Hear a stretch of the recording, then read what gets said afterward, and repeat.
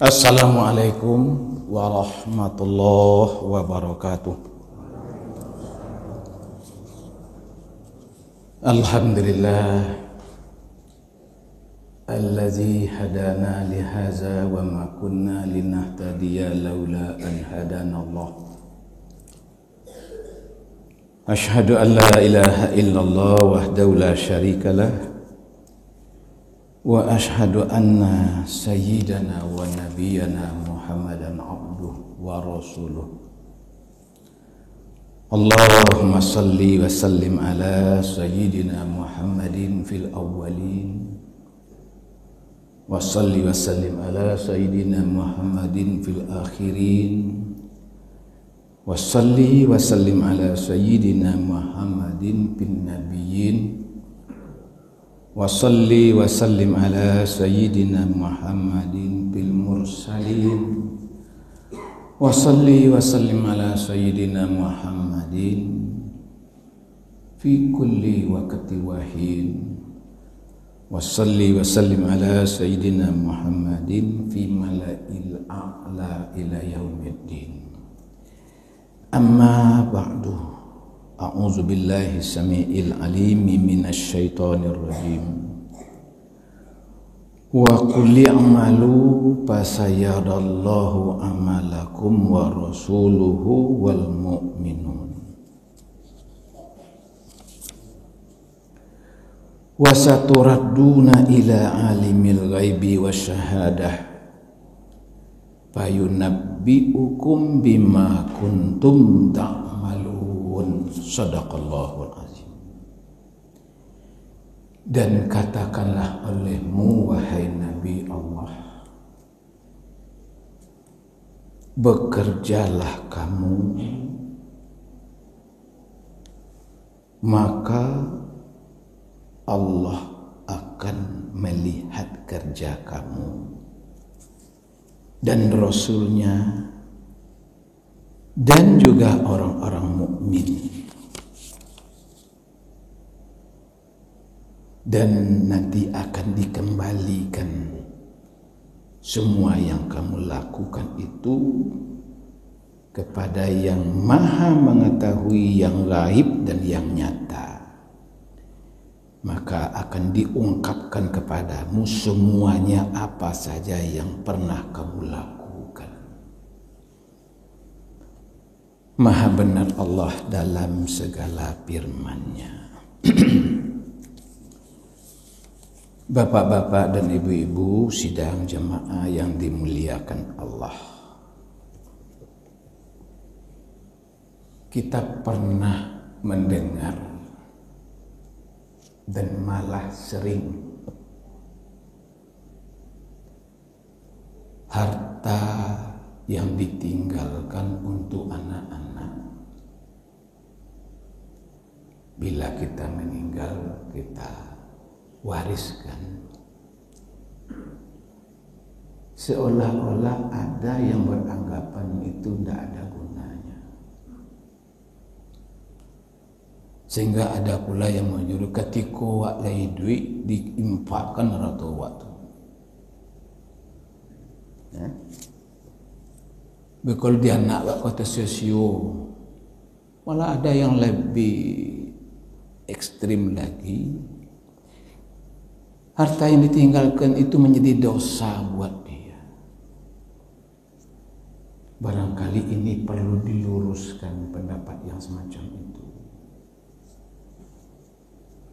Nabi kita mengatakan infak yang terbesar itu nilainya pertama sekali adalah untuk diri, kemudian untuk kedua orang ibu bapak kita, kemudian untuk anak-anak dan keluarga kita. Setelah itu baru keluar. Ayat Quran pun juga ada yang mengancam jangan sampai kamu meninggalkan anakmu dalam keadaan miskin. Baalang ngecen dadu bunuhnya harta itu ditinggalkan untuk ahli waris. Al-Faqih menuturkan dari Muhammad bin Fadl dari Muhammad bin Ja'far, dari Ibrahim bin Yusuf, dari Ibnul Ulya Al-Ayyub. Dia berkata, ketika para sahabat Rasulullah SAW sedang berada di salah satu tempat, kemudian datang seorang pemuda yang kuat, tegap, strongman, gagah, badago. Lalu para sahabat tadi berandai-andai, alangkah baiknya jika pemuda itu menggunakan kekuatan dan ketegapannya itu untuk memanggul senjata perang fisabilillah. Sabadago tu badan lala bala, padahal karanca akan mendaftar jadi tentara untuk perang fisabilillah. Ucapan itu rupanya didengar oleh Rasulullah SAW. Apa tanggapan Nabi? Nabi mendengar perkataan itu, lantas beliau bersabda, "Au ma fi sabilillahi illa kullu man qatala aw ghazala." Apakah menurut kalian yang jihad fisabilillah itu tidak ada cara lain selain daripada memanggul senjata perang itu? Kalau hanya itu pengertian jihad fisabilillah, alangkah sedikitnya nanti umatku ini yang syahid. Baranan akan jadi tentara, barana orang yang mati dalam perang. Lalu apa kata Nabi? Man sa'a ala nafsihi liyu'iffaha fahuwa fi sabilillah. Siapa saja orangnya yang berusaha, bekerja, berkifrah untuk memenuhi kebutuhan dirinya sendiri, liyu'iffah. Ini kaji kita. Karena iffah, karena menjaga kehormatan diri, tidak memamerkannya di lampu-lampu sirah. Silakanku nih di pintu-pintu masjid.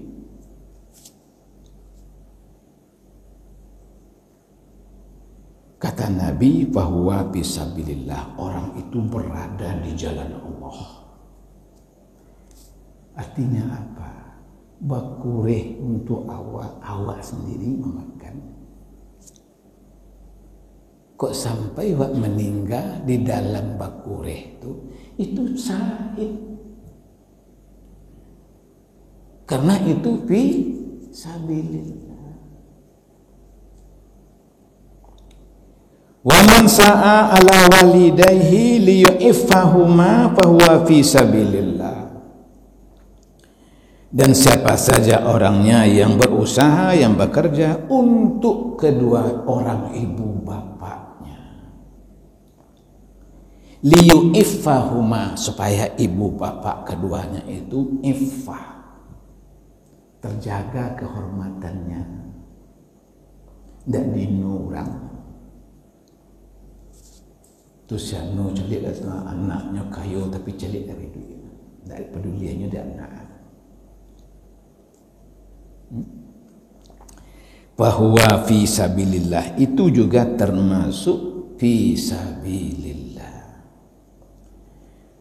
Wa man sa'a ala iyalihi liyu'iffahum fahuwa fi sabilillah. Dan siapa yang berusaha, yang bekerja untuk menghidupi keluarganya, anak istrinya, maka dia berada di jalan Allah. Wa man sa'a mukassiran fahuwa fi sabilis syaitan. Ini yang tidak boleh. Dan siapa-siapa yang bekerja tujuannya untuk mukassiran, untuk menumpuk-numpuk harta kekayaan. Untuk bermegah-megah cara wak Minang untuk kepalawan dunia orang.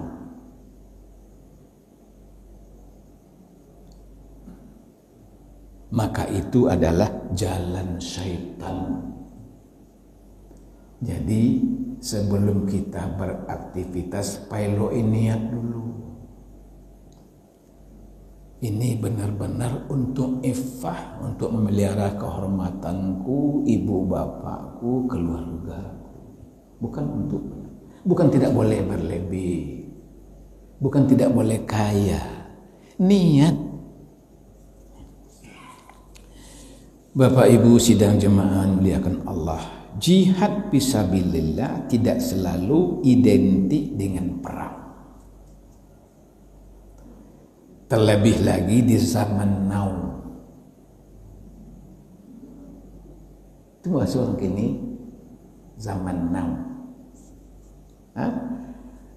Sedangkan di masa awal Islam saja, di masa Rasulullah, pengertian itu sangat luas seperti yang kita baca dalam hadis tadi.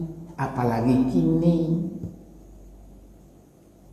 Di awal-awal Islam saja demikian luasnya fisabilillah itu, ada yang menggebu-gebu semangat mendaftar jihad, ingin mati syahid. Rasul bertanya, masihkah ada orang tuamu? Jawabnya, masih lengkap keduanya ya Rasulullah. Pulang, engkau rawat dia, engkau ayomi dia, engkau mengabdi kepadanya. Bila salah satu atau kedua-duanya meninggal di dalam rawatan tangan, kamu mendapatkan beribu kali syahid, tidak sekali.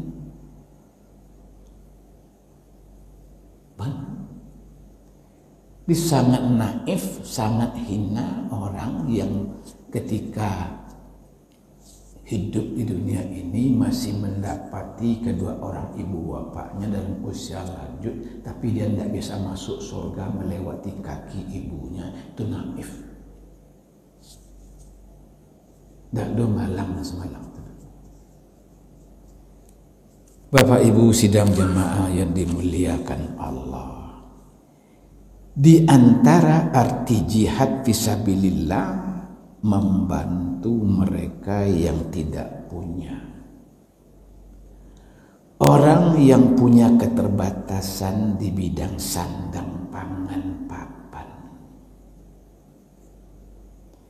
Jadi bukan hanya berani mati perang di jalan Allah, sederhananya fisabilillah itu, jihad itu adalah hidup di jalan Allah.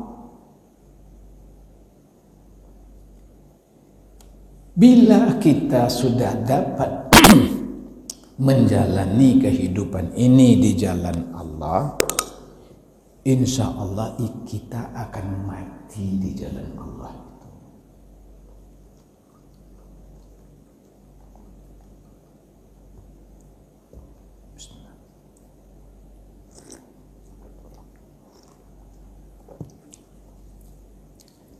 Arahan pengertian jihad perang penting kembali ya dikembalikan kepada makna awal, makna asalnya, bahwa jihad adalah keberanian untuk bersungguh-sungguh hidup di jalan Allah.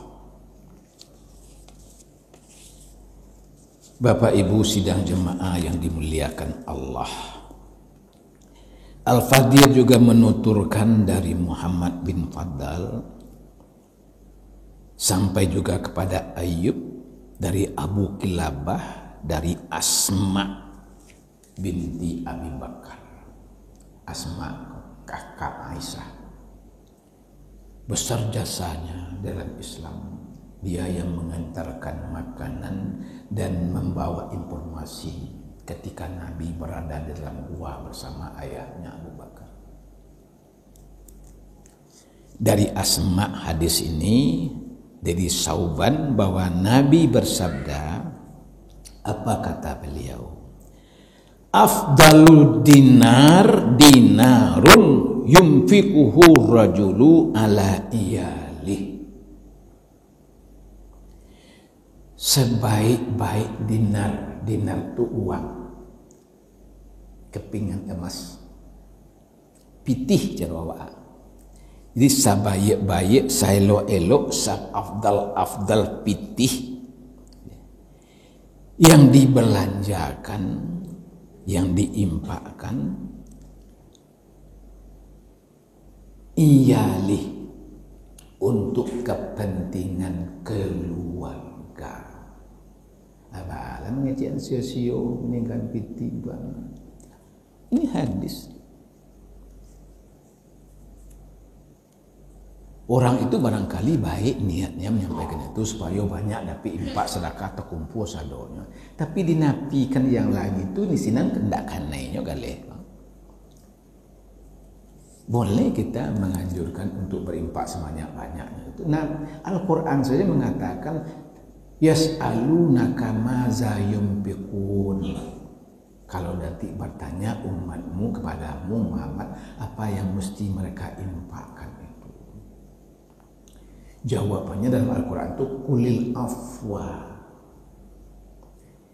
Setiap kelebihan yang ada pada kamu, anan dilabiahkan Tuhan kawa kekuasaan, juga kekuasaan tua waimpak. Anan dilabiah Tuhan kawa kekayaan, juga kekayaan tua waimpak. Anan dilabiahkan Tuhan kawa ilmu pengetahuan, juga ilmu pengetahuan tua waimpak. Malah kata Nabi, darah para syahid, para pejuang di jalan Allah itu nanti ditimbang dengan tinta para ulama yang menulis untuk kepentingan umat. Jadi afwa bila sudah tercukupi untuk kita semuanya, baru di situ diwajibkan kita berinfak. Itu pun dicaliaklah dulu nama yang dibawa dagua. Tak melempek sekenin sekali. Ada jemaah bertanya kamu, awak berzakat, awak berkorban, kau di mana rancak? Ya ke kampung di Antan atau di tempat awak mencari? Di mana awak berkureh? Di mana dapat peti dia awak? Di sini yang bagus kita infakkan. So neng katibu dulu kok ba'a-ba'anya awak dimulai kampung. Tetangga sebelah menyebala itu dulu. Ya. Kalau itu kita lakukan makin iri orang mereka. Ini kuresus ikutnya pikiran tanya kampung. Bukan tidak boleh pula ke kampung itu, tapi jangan melulu semuanya ke sana. Dipandai-pandai itu istilahnya. Pandai saja tidak bundi, tapi pandai-pandai. Itu kata Nabi, afdalud dinar, dinar yang paling afdal, yang paling tinggi nilainya adalah dinar, uang yang terpakai untuk biaya hidup keluarga. Jangan dikira itu biasa-biasa saja. Itulah sedekah yang paling tinggi nilainya di jalan Allah. Hatta kata Nabi, membayar kebutuhan biologis kamu, suami istri, itu sedekah. Lalu sahabat tidak habis pikir bertanya dia, ya Allah, kami memenuhi kebutuhan nafsu kami kok sedekah juga? Apa jawab Nabi? Kalau sekiranya kamu tempatkan itu kepada yang maksiat, apakah tidak berdosa? Oh, berdosa itulah. Kalau berdosa dia gunon untuk yang lain, adi gunon untuk yang sebenarnya wabalo tu kita. Ba'a mengkut tinggi nilainya dinar yang terpakai untuk biaya hidup kita dan keluarga kita itu. Karena itu sifatnya wajib. Kalau yang keluar itu sunat. Sehebat apapun yang sunat tidak akan pernah dapat mengalahkan pahala yang wajib. 2 rakaat fajar, 2 rakaat sholat sunat fajar yang kita lakukan sebelum subuh tadi, itu kata Nabi, khairun minad dunya wa ma fiha. Lebih baik dari dunia dan semua kapasitas yang ada di dalamnya. Itu sunatnya. Lalu kita salat sunat saja itu ulang lain. Sunat itu berpahala kalau yang wajibnya dulu kita lakukan. Itu benar yang diwasiatkannya oleh Abu Bakar Siddiq kepada penggantinya Umar bin Khattab. Kecek Abu Bakar magi wasiat ke Umar nanti sepeninggal saya. Allah Subhanahu wa Ta'ala tidak akan menerima amalan-amalan kamu yang sunat sebelum yang wajibnya kamu lakukan.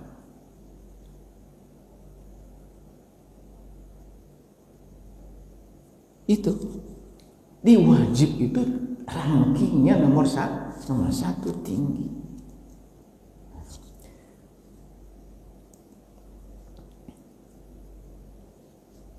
Wa dinarun yunfiquhu ar-rajulu ala dabbatih.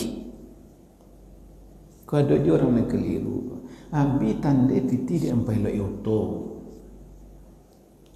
Di empai lo kendaraan. Di berenovasi rumah. Seolah-olah percuma pula itu. Baca hadis kok. Apa kata Nabi? Dinar menempati ranking yang kedua, pahala besarnya setelah kita gunakan untuk keluarga kita, untuk diri kita. Wa dinarun yunfiquhu rajulu ala dabbah. Dinar, uang yang kamu pergunakan untuk merawat kendaraanmu. Dia membayar orto itu sedekah, itu kawa. Hebat tak? Itu hebatnya Allah Subhanahu wa Ta'ala. Untuk awak nama makai ada lagi pahala Tuhan tu gadang lah pahala lepas dua kena lain-lain. Kamu akan cari Tuhan saya lo tu aku jadi ganti-ganti Tuhan lah. Bapak Ibu sidang jemaah yang dimuliakan Allah. Dabbah itu artinya hewan yang melata. Karena dulu kendaraan orang adalah hewan kuda, unta. Kini ini melata, kok banyak orto, podo kambing, podo jawi. Enggak, orto itu kan melata itu menjalan kendaraan terbawa itu. Jadi uang yang dipergunakan untuk biaya kendaraannya fisabilillah. Itu juga pun namanya fisabilillah. Wa dinarun yunfiquhu ala ashabi fisabilillah.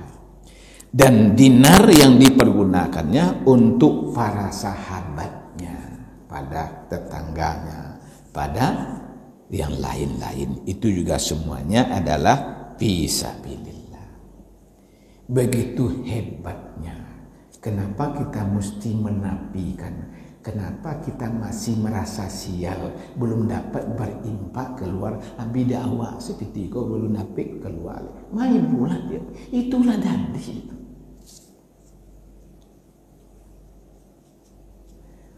Bapak Ibu sidang jemaah yang muliakan Allah, apa kata Aun Al-Karni? Nah, ini yang perlu. Sekecil apapun hasil kerja Anda, barajulah kakenek dapat piti, sisihkan juga sebahagian. Gadang kayu, gadang bahan, ketek kayu, ketek bahan. Nilai sedekah itu di jalan Allah, nilai di sisi Allah tidak angka nominal, tapi di sisi Allah.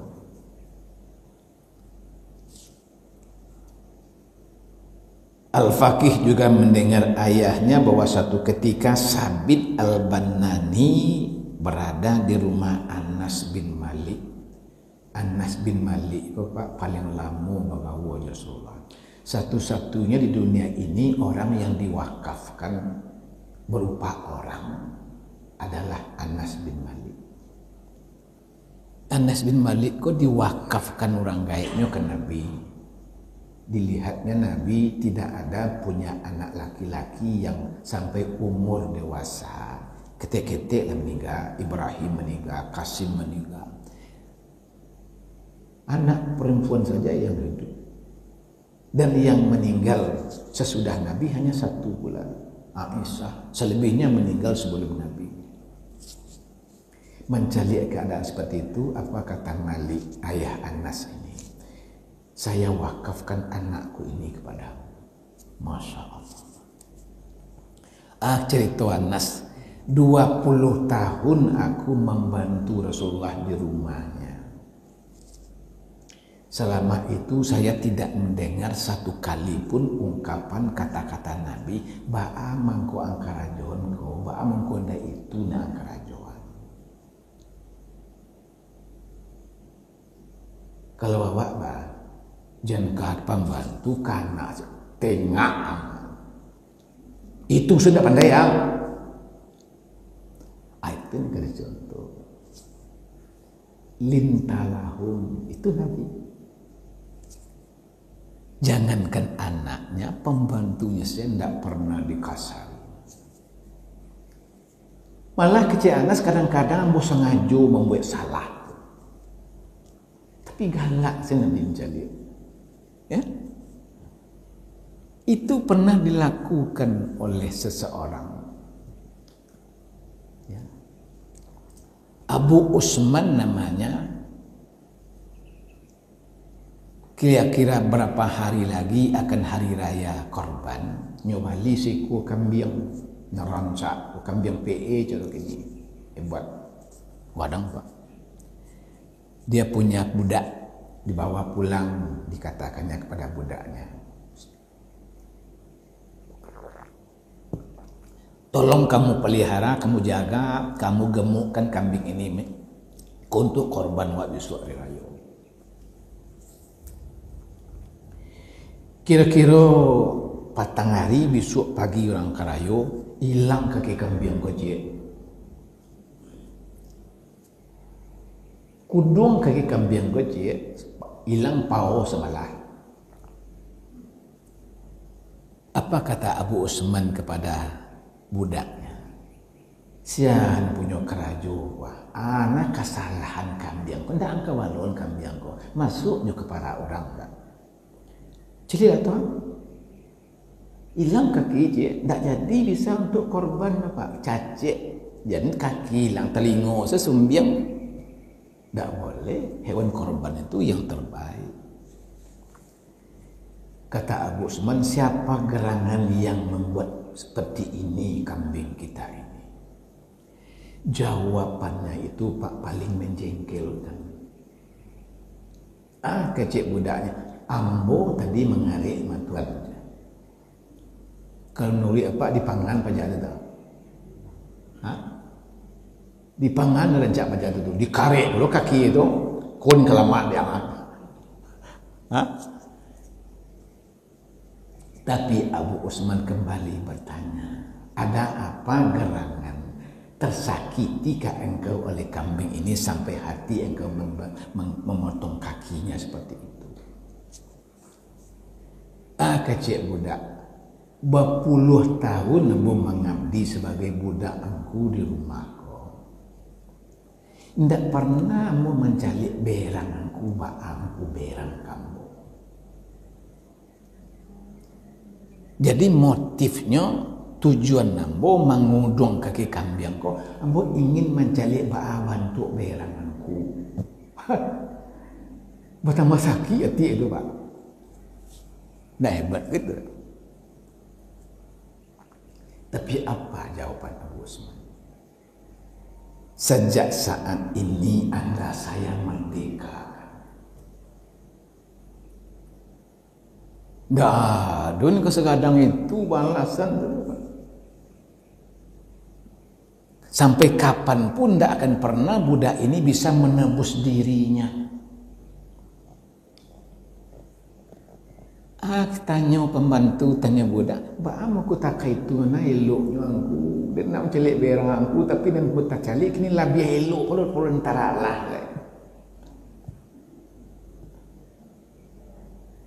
Apa kata Abu Osman? Kalau Anda memotong kaki kambing ini melihat bagaimana bentuk jengkel saya, bentuk berang Ambo merdekakan engkau kini, Ambo ingin pula mencalik bentuk jengkelnya syaitan yang mendorong engkau memotong kaki kambingku ini. Tunjuk Pak. Kalau sampailah berang pula Usman batapuk setan Pak. Ore manang dan itu pejatuhnya andalun.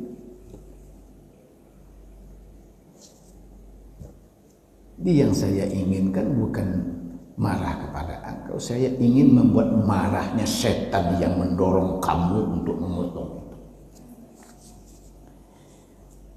Bapak Ibu sidang jemaah muliakan Allah, demikian hebatnya Anas ini menceritakan semuanya bagaimana kehidupan beliau bersama-sama dengan Nabi selama 20 tahun. Artinya 20 tahun itu Pak, lah 20 tahunnya di pabiniannya dan Nabi. Enggak jasa rumah dia. Nabi yang memberikan biaya semuanya. Jadi Anas bin Malik ini, Al-Bannani ini pernah berada di rumah Anas bin Malik. Apa katanya? Nabi, kata Anas bin Malik, aku pernah mendengar Nabi bertutur. Nabi bersabda, "Innallaha azza wa jalla qaddamina dainal abdi izastadana fi salasatin." Sesungguhnya Allah yang maha mulia lagi maha agung telah menjamin hutang seseorang hamba yang berutang karena 3 hal.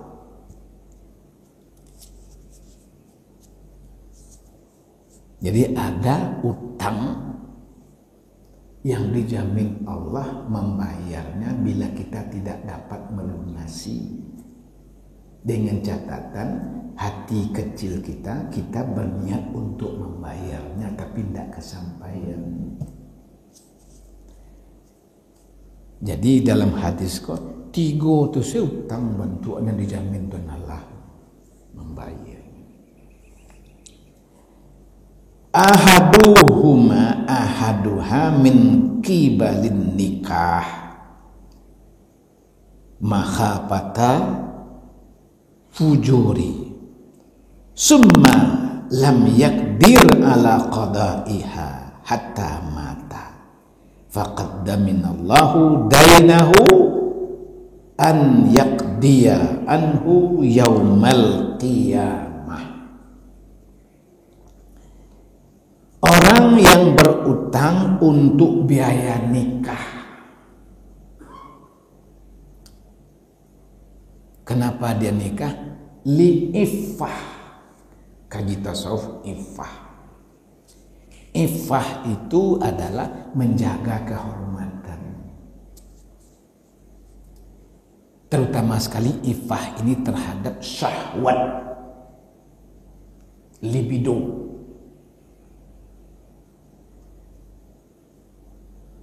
Dia sudah tidak bisa lagi menahan syahwatnya, tapi kepiang tidak ada.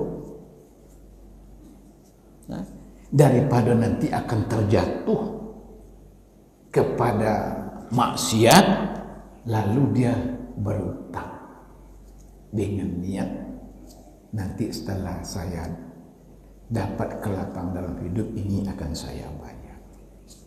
Itu utang pertama dia min Allah. Dia untuk nikah karena takut terjerumus ke dalam pelacuran. Kemudian jika dia tidak mampu membayarnya sampai mati, berada ke pasari duit tidak sampai mati tidak terbiutak, maka nanti pada hari kiamat Allah menjamin hutang itu. Jadi jangan ragu-ragu lah Wak. Tapi kau untuk bayar nikah, kau ndak biaya baralik, ndak biaya pesta pora untuk menyewa gedung, menyewa pelaminan, dan itu. Ya enggak. So dia ada orang salah sangkut. Oh kalau gitu boleh hutang tak jamin itu nalah, so hutang banyak-banyak buat baralik tempat yang paling mewah. Dah itu makasih Pak. Untuk menyampaikan yang wajib itu saja biaya nikah, untuk bayar mahar itu paling kecil.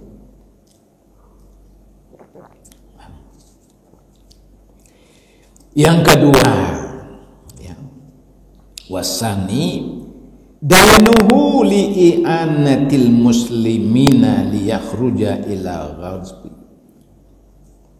Orang yang berhutang guna membantu kaum muslimin untuk pergi perang jihad fisabilillah. Seesok ndak ada anggaran untuk angkatan perang itu dong. Masing-masing mereka menyiapkan diri.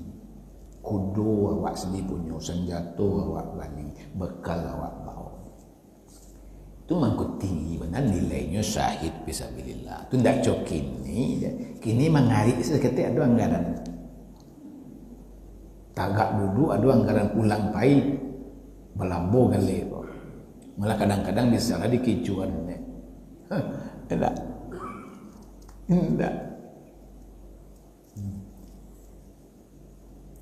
Dia dibiayai karena kita lihat dia energik, dia bisa berpotensi untuk jadi tentara. Dia lagi dimodali. Awak tidak ada awak ingin dia satu berhutang. Hutang yang diperlukan, yang dipakai untuk itu, ya enggak? Itu pun juga dijamin oleh Allah Subhanahu wa taala. Wasalis izastadana likafanil maiti fa innallaha ta'ala yurdi usama'ahu yaumal qiyamah. Di yang ketiga, seseorang yang berhutang untuk membeli kain kapan. Jelapiak sudah paluinya dia orang keluarga itu tidak dopet. Ya enggak. Diutangkan kalau kini itu tidak ada lagi. Malah di masjid-masjid ini ada tersedia loh serap kain kapan dia segala perangkat. Ini dulu ini. Dan sesungguhnya Allah Ta'ala akan memberikan kepuasan kepada orang yang dihutanginya nanti pada hari kiamat. Itu tenalah membayarnya. Tidak jadi dinar, tidak jadi, tidak laku di hari kiamat itu. Allah puaskan hati orang yang memberi utang tadi. Tidak ada yang keselama itu. Sanggup. Bapak Ibu sidang jemaah dimuliakan Allah, maka dari itu mudah-mudahan ini dapat kita kita luruskan bagaimana sebenarnya yang jihad fisabilillah itu. Kesemuanya itu adalah dalam rangka iffah, menjaga diri dari meminta-minta kepada selain Allah, menahan, menjauhkan diri dari menghina diri, ya, menjaga muru'ah, kalau cara kini namanya wibawa. Itu. Jadi iffah itu ada 3 tingkatannya. Yang pertama sekali menjaga kehormatan diri dalam masalah syahwat. Ini yang paling utama. Yang kedua di dalam masalah harta. Tidak menadahkan tangan meminta-minta. Salah seorang sahabat badannya datang ke rumah Nabi meminta sedekah. Diberi oleh Nabi 1 dinar. Besok pagi tiba balik, ada orang kena ketagihan tu Pak. Sampai kini ambo pernah mencari tu, asal diagih sekali, pantang dapat angin, hanya tiba lihat. Rupanya tak kini seorang tak kekor dari seisuk ni semua lah. Tak kayak itu je orang tu. Hari yang pertama Nabi beri 1 dinar. Nih pergi. Tidak ada omong apa-apa. Hari yang kedua ditambah Nabi. Hari yang kedua tu datang diberi 2 dinar. Tapi dengan kata-kata. Kata Nabi. Ayadul ulya khairun min ayadus sufla.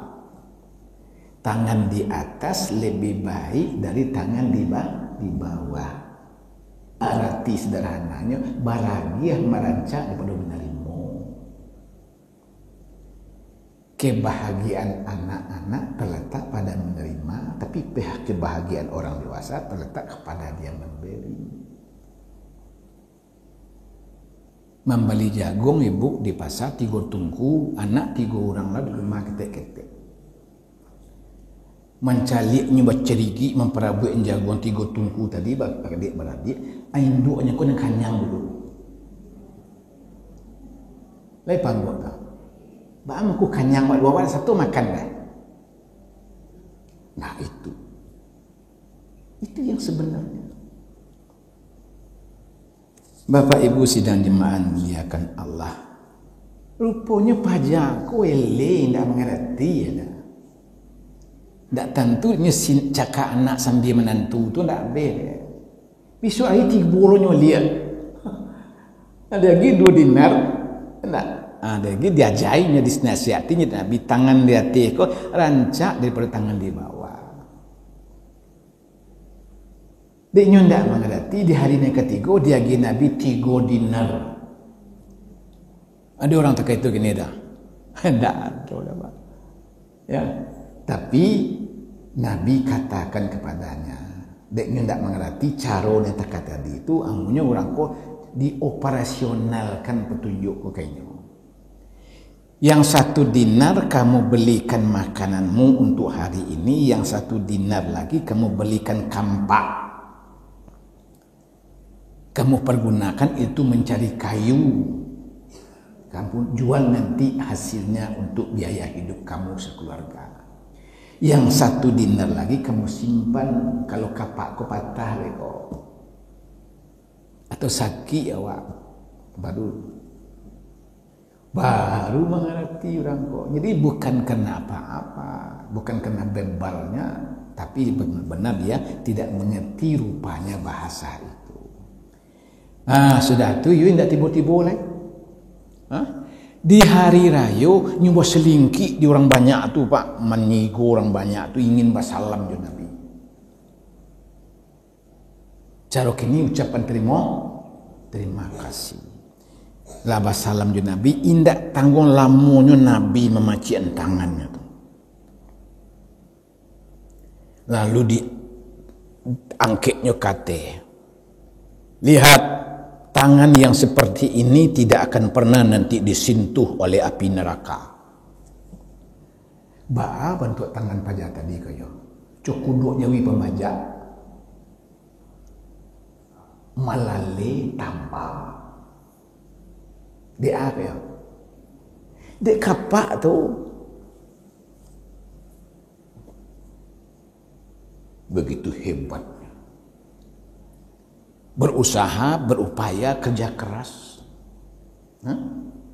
Orang yang seperti itu tidak akan pernah masuk neraka.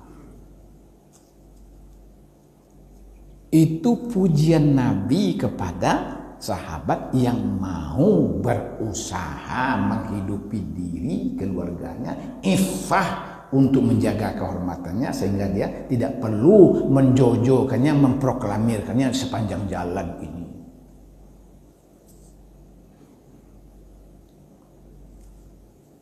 Bapak Ibu sidang jemaah muliakan Allah, begitu hebatnya ya enggak dalam kita memenuhi kebutuhan hidup kita.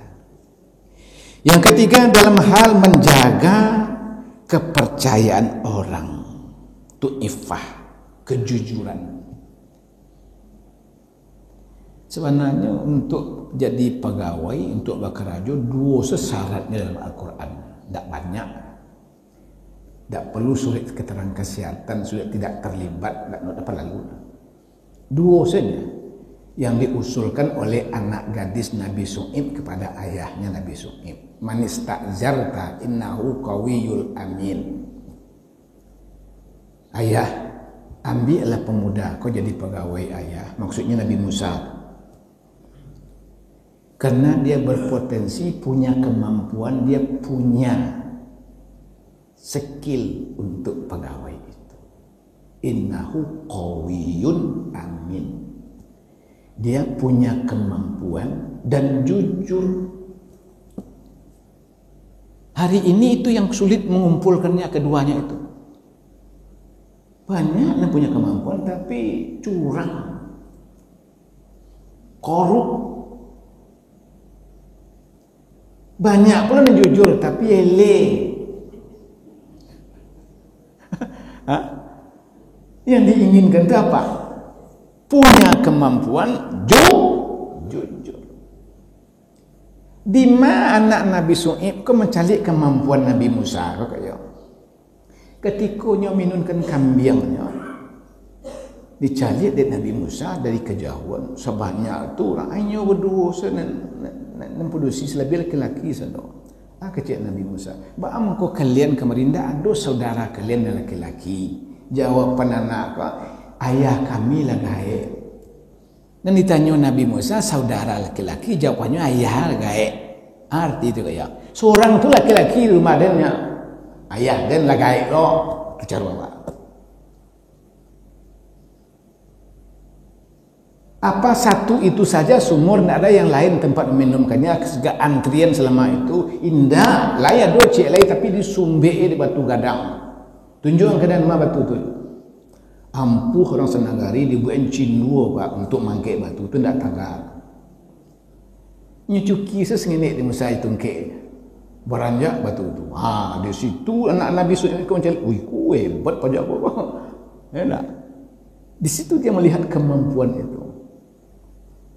Kemudian kapan dia melihat kejujurannya? Ketika dia bawa pulang.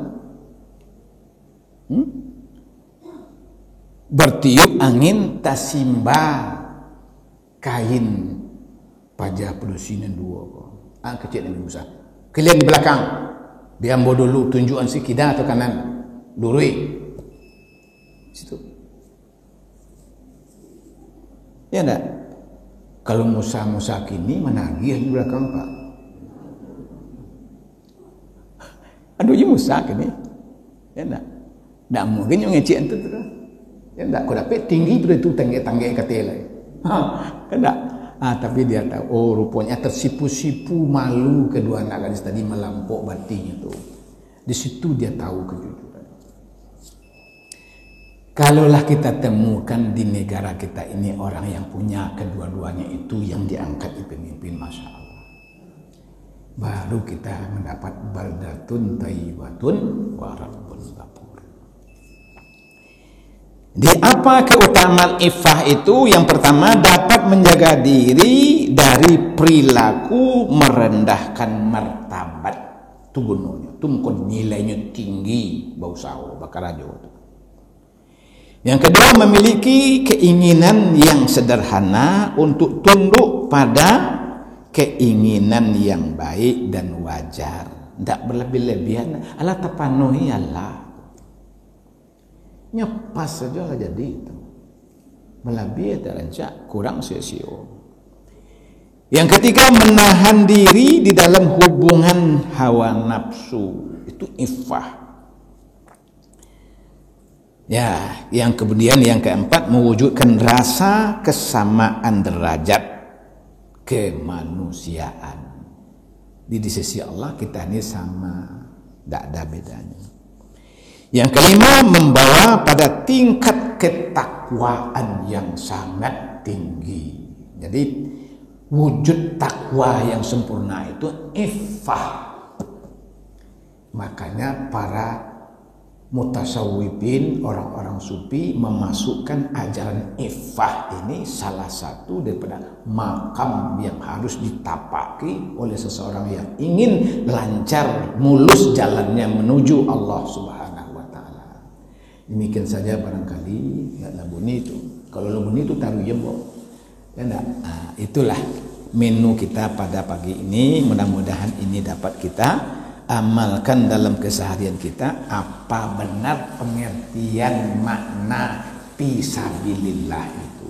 Jangan pernah kita menganggap enteng biaya yang kita makan itu sia-sia, tapi itu sebenarnya adalah fisabilillah.